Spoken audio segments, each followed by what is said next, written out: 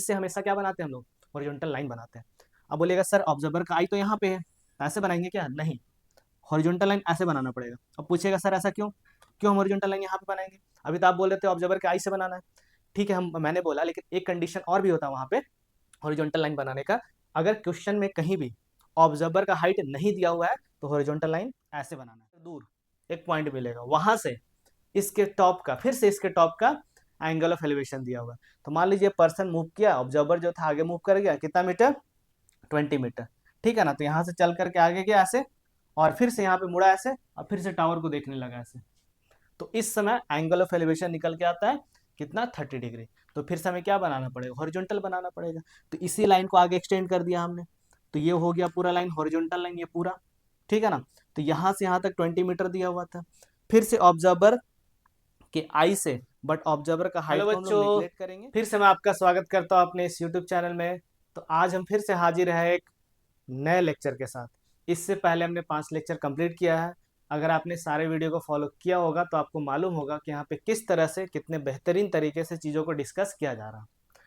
मैं यहाँ पे हर चीज़ कवर करने का कोशिश कर रहा हूँ, चाहे वो प्रीवियस ईयर का क्वेश्चन हो, चाहे जो भी क्वेश्चन आपके एग्जामिनेशन पॉइंट ऑफ व्यू से इंपॉर्टेंट हो, वो भी मैं यहाँ पे डिस्कस कर रहा हूँ।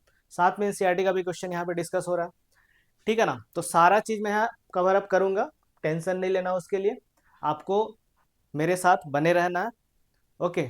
अगर आप इस चैनल पे नए हैं तो काइंडली इस चैनल को सब्सक्राइब कर दें, नोटिफिकेशन बेल को ऑन कर दें, ताकि आप कोई भी नोटिफिकेशन, कोई वीडियो अपलोड करो तो उसका नोटिफिकेशन सबसे पहले आप तक पहुँच जाए, ठीक है ना। तो चलिए वीडियो को स्टार्ट करते हैं, है ना। तो क्वेश्चंस करने से पहले हम लोग कुछ बेसिक चीज़ों के बारे में डिस्कस कर लेते हैं, जो हमने पहले भी डिस्कस किया है, बट चूंकि बार बार रिवीजन करने से हमारे दिमाग में ये सेट हो जाता है, तो फिर से मैं एक बार इसका रिकैप्चुलेशन कर लेता हूँ। तो देखिए, हमने कुछ टर्म्स हमें कुछ टर्म्स का जरूरत पड़ता है इस चैप्टर में, ठीक है ना। तो पहले उसके बारे में डिस्कस करते हैं। देखिए, एक ऑब्जर्वर है, एक बॉय यहाँ पे, एक लड़का है, जिसको हम लोग क्या बोलेंगे, ऑब्जर्वर बोलेंगे। तो ऑब्जर्वर के आई से ग्राउंड के पैरेलल जब एक लाइन बनाते हैं तो उस लाइन को बोलते हैं हॉरिजॉन्टल लाइन। वो हॉरिजॉन्टल लाइन कहीं भी हो सकता है, हॉरिजॉन्टल लाइन आपका ग्राउंड में भी हो सकता है ना, ये ग्राउंड में भी हो सकता है। अगर ऑब्जर्वर यहाँ पे खड़ा, ग्राउंड पे खड़ा है, ठीक है ना, और ऑब्जर्वर का हाइट नहीं दिया हुआ है क्वेश्चन में, तो हॉरिजॉन्टल लाइन ऐसे बिल्कुल बनेगा, ग्राउंड को टच करते हुए हॉरिजॉन्टल लाइन बनेगा। और अगर ऑब्जर्वर कहीं ऊपर में है तो उसके आई से क्या बनाना है, ग्राउंड के पैरेलल एक लाइन बनाना है, और इस लाइन को हम लोग क्या बोलते हैं, तो इस लाइन को बोलते हैं हॉरिजॉन्टल लाइन, ठीक है। पहला चीज, पहला टर्म आया हॉरिजॉन्टल लाइन। दूसरा क्या होता है, अब जैसे मान लीजिए ये ऑब्जर्वर क्या कर रहा है, एक ईगल फ्लाई कर रहा है, उसको देख रहा है। तो ये जो ईगल होगा ना, हॉरिजॉन्टल लाइन से ऊपर होगा इस केस के लिए। तो ये क्या करेगा, अपना सर को ऐसे उठाएगा और ईगल को देखना शुरू करेगा। तो जैसे ये देखना शुरू करेगा तो ऑब्जर्वर, ये ऑब्जर्वर हुआ, और इस ईगल को क्या मानेंगे, ऑब्जेक्ट मानेंगे। तो ऑब्जर्वर से ऑब्जेक्ट तक जो स्ट्रेट लाइन बनेगा उसको बोलते हैं लाइन ऑफ साइट, ठीक है ना। ऑब्जर्वर के आई से ऑब्जेक्ट तक जो एक स्ट्रेट लाइन बनता है उसको बोलते हैं लाइन ऑफ साइट, ठीक है ना। अब जैसे आप लाइन ऑफ साइट बनाते हैं, हॉरिजॉन्टल लाइन बनाते हैं, तो हॉरिजॉन्टल लाइन और लाइन ऑफ साइट के बीच में एक एंगल का फॉर्मेशन होता है एक एंगल बन रहा होता है। इस एंगल को क्या बोलते हैं हम लोग, तो इस एंगल को बोलते हैं एंगल ऑफ एलिवेशन, ठीक है ना। लेकिन एंगल ऑफ एलिवेशन का फॉर्मेशन कब होता है, कब एंगल ऑफ एलिवेशन बनता है, जब ऑब्जेक्ट हॉरिजॉन्टल लाइन से ऊपर हो, ठीक है। ऐसा भी सिचुएशन हो सकता है कि यही ऑब्जर्वर नीचे किसी ऑब्जेक्ट को देख रहा है, नीचे मतलब हॉरिजॉन्टल लाइन से नीचे, ठीक है ना। तो उस केस में भी क्या बनेगा आपका, एक लाइन ऑफ साइट बनेगा, मतलब ऑब्जर्वर से ऑब्जेक्ट तक एक स्ट्रेट लाइन बनेगा जिसको बोलते हैं लाइन ऑफ साइट। तो ये ऑब्जर्वर हुआ, ये ऑब्जेक्ट हुआ, स्ट्रेट लाइन जो बनाएंगे उसको बोलेंगे लाइन ऑफ साइट। इस बार भी आप देखेंगे लाइन ऑफ साइट और हॉरिजॉन्टल के बीच में एंगल बन रहा है, ये एंगल बन रहा है। तो इस एंगल का नाम क्या होता है, तो इस एंगल का नाम होता है एंगल ऑफ डिप्रेशन, ठीक है। क्या बोलते हैं, angle of depression. Angle of depression का फॉर्मेशन कब होता है, जब आपका ऑब्जेक्ट हॉरिजॉन्टल लाइन से नीचे हो। तो लाइन ऑफ साइट और हॉरिजॉन्टल के बीच जो एंगल बनेगा उसको बोलेंगे एंगल ऑफ डिप्रेशन। अगर ऑब्जेक्ट हॉरिजॉन्टल लाइन से ऊपर हो, मतलब हमें सर को उठा के देखना पड़ रहा, तो लाइन ऑफ साइट और हॉरिजॉन्टल के बीच जो एंगल बनेगा उसको बोलेंगे एंगल ऑफ एलिवेशन। और हमें सर को नीचे करके देखना पड़ रहा, तो उस समय हॉरिजॉन्टल लाइन और लाइन ऑफ साइट के बीच जो एंगल बनता है उसको बोलता है एंगल ऑफ डिप्रेशन। ये हमने पहले भी डिस्कस किया था, आज भी मैंने यहाँ पे डिस्कस किया, क्योंकि सारा क्वेश्चन में इसी का खेल है, ठीक है ना। हर जगह पे ये टर्म आता है, angle of elevation, angle of depression, ठीक है ना। हॉरिजॉन्टल लाइन हमें बनाना होता है, लाइन ऑफ साइट बनाना होता है, ठीक है। चलिए, तो हमारा नेक्स्ट क्वेश्चन है ये, देखिए क्वेश्चन क्या है, a TV tower vertical stand vertically on a bank of a canal. तो देखिए एक टीबी टावर है, ये देख सकते हैं, ये टीबी टावर है, एक कनाल है यहाँ पे, एक कैनाल है यहाँ पे, उसके बैंक, उसके किनारे पे, बैंक मतलब किनारा, तो इस कैनाल के किनारे पे एक टीबी टावर ऐसे खड़ा है, वर्टिकली खड़ा है, कोई दिक्कत नहीं है। अच्छा, अब आगे क्या बोलता है, from a point on the other bank directly opposite to the tower, इस टावर के डायरेक्टली अपोजिट दूसरे किनारे पे, अदर बैंक मतलब दूसरे किनारे पे, तो दूसरे किनारे पे क्या है, एक आपका पॉइंट है, देखिए यहाँ पे एक पॉइंट है, ये कहाँ पे है, तो इस टावर के जस्ट सामने दूसरे किनारे पे एक पॉइंट है, ठीक है ना, कोई दिक्कत नहीं यहाँ पे। अब इस पॉइंट से इस के टॉप को ऑब्जर्व किया जा रहा है, ठीक है, इस पॉइंट से इसके टॉप को ऑब्जर्व कर दिया किया जा रहा है, मतलब एक ऑब्जर्वर होगा यहाँ पे, एक ऑब्जर्वर होगा जो क्या कर रहा है, इसके टॉप को देख रहा है। तो जब देखेगा तो हमें सर को उठा के देखना पड़ेगा, तो जब सर को उठा के देखेंगे तो वहां पे एंगल ऑफ एलिवेशन का फॉर्मेशन होगा, क्योंकि ये जो ऑब्जर्वर है, ठीक है ना, ऑब्जर्वर के आई से हमेशा क्या बनाते हैं हम लोग, हॉरिजॉन्टल लाइन बनाते हैं। अब बोलिएगा सर ऑब्जर्वर का आई तो यहाँ पे है, तो ऐसे बनाएंगे क्या, नहीं, हॉरिजॉन्टल लाइन ऐसे बनाना पड़ेगा। अब पूछेगा सर ऐसा क्यों, क्यों हम हॉरिजॉन्टल लाइन यहाँ पे बनाएंगे, अभी तो आप बोल रहे थे ऑब्जर्वर के आई से बनाना है, ठीक है, हम मैंने बोला, लेकिन एक कंडीशन और भी होता है वहां पे हॉरिजॉन्टल लाइन बनाने का, अगर क्वेश्चन में कहीं भी ऑब्जर्वर का हाइट नहीं दिया हुआ है तो हॉरिजॉन्टल लाइन ऐसे बनाना है, ऑब्जर्वर के आई से नहीं बनाना, मतलब इसका जो हाइट होगा उसको नेग्लेक्ट कर देना है, इसको नेग्लेक्ट कर देना है। तो हम लोग इस ऑब्जर्वर को एक पॉइंट ऑब्जेक्ट मान लेते हैं, कब मानते हैं, जब ऑब्जर्वर का हाइट क्वेश्चन में नहीं दिया रहता है। समझ में आ रहा, ठीक है, सही है सर, समझ में आ गया, ठीक है ना। तो ये ऑब्जर्वर हुआ, तो ऑब्जर्वर मान लीजिए यहाँ पे, इसको हमने एक पॉइंट ऑब्जेक्ट मान लिया, तो इस पॉइंट से ऑब्जर्वर का टॉप तक जो स्ट्रेट लाइन बनेगा उसको हम लोग क्या बोलते हैं, तो उसको बोलते हैं लाइन ऑफ साइट बोलते हैं, ठीक है ना। लाइन ऑफ साइट बनाने से पहले हमें क्या बनाना होता है, हॉरिजॉन्टल लाइन बनाना होता है। ऑब्जर्वर के आई से क्यों नहीं बना रहे, क्योंकि इसका हाइट को नेग्लेक्ट करेंगे, क्योंकि इस क्वेश्चन में कहीं भी इसका हाइट नहीं दिया होता है, नहीं दिया हुआ है। अगर क्वेश्चन में हाइट नहीं दिया होता है तो उस केस में हम लोग ऑब्जर्वर का हाइट को नेग्लेक्ट कर देते हैं, कर दिया हमने, ठीक है, मतलब ये जो पूरा हाइट है इसको नहीं मानेंगे, हम लोग बस एक पॉइंट ऑब्जेक्ट मानेंगे। बहुत बढ़िया, हॉरिजॉन्टल लाइन हमने बना लिया। अब यहाँ से इस पॉइंट से इसके टॉप तक जो एक लाइन बनेगा उसको बोलते हैं लाइन ऑफ साइट, क्योंकि ऑब्जेक्ट इसको मानेंगे, इस यहाँ पे जो एक पॉइंट होगा ना, इसको एक पॉइंट मानेंगे, इसको हम लोग ऑब्जेक्ट कंसीडर करेंगे, क्योंकि इसके टॉप का, टॉप जो है ना वही आपका क्या हो गया, ऑब्जेक्ट हो गया। तो ऑब्जर्वर से ऑब्जेक्ट तक जो स्ट्रेट लाइन बनेगा उसको बोलेंगे लाइन ऑफ साइट। अब जैसे आप लाइन ऑफ साइट बनाएंगे तो हॉरिजॉन्टल लाइन और लाइन ऑफ साइट के बीच में एक एंगल का फॉर्मेशन होगा, ये एंगल, इस एंगल को बोलते हैं एंगल ऑफ एलिवेशन। और इस क्वेश्चन में angle of elevation of the top of the tower ये दिया हुआ है 60 डिग्री, सही है ना, कितना दिया हुआ, 60 डिग्री दिया हुआ है, तो ये एंगल हो गया 60 डिग्री। ठीक है, यहाँ तक कहानी में कोई दिक्कत नहीं है। चलिए आगे का स्टोरी देखते हैं क्या है। अब देखिए, from another point 20 meter away from the point line joining this point to the foot of the tower। देखिए लाइन ज्वाइनिंग दिस पॉइंट, देखिए ये पॉइंट और इसका फुट, टावर का फुट यहाँ पे होगा ना, ये हो गया टावर का फुट, यहाँ पे यह टावर का फुट हो गया, तो टावर के फुट से इस पॉइंट को ज्वाइन करने वाला जो लाइन है, इसी लाइन पे आगे कहीं एक पॉइंट है, कितना आगे, तो इस पॉइंट से 20 मीटर दूर एक पॉइंट है, समझ रहे, इस पॉइंट से टावर के फुट को जो ज्वाइन करने वाला लाइन है, उसी लाइन को जब आगे एक्सटेंड करेंगे, ठीक है ना, तो एक पॉइंट मिलेगा, कहाँ पे पॉइंट है, तो इस पॉइंट से 20 मीटर दूर एक पॉइंट मिलेगा, वहां से इसके टॉप का, फिर से इसके टॉप का एंगल ऑफ एलिवेशन दिया हुआ है। तो मान लीजिए पर्सन मूव किया, ऑब्जर्वर जो था आगे मूव कर गया, कितना मीटर, 20 मीटर, ठीक है ना, तो यहाँ से चल करके आगे गया ऐसे, और फिर से यहाँ पे मुड़ा ऐसे, और फिर से टावर को देखने लगा ऐसे,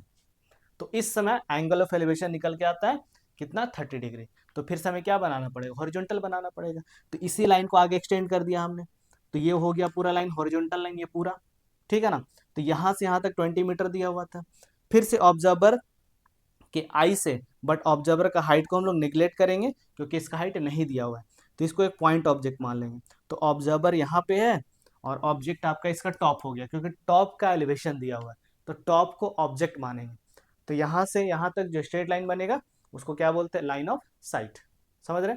अब लाइन ऑफ साइट और हॉरिजॉन्टल के बीच जो एंगल बनेगा इस पॉइंट से, उसको बोलते हैं एंगल ऑफ एलिवेशन, और इस क्वेश्चन में दिया हुआ 30 डिग्री। सही है, कोई दिक्कत नहीं है।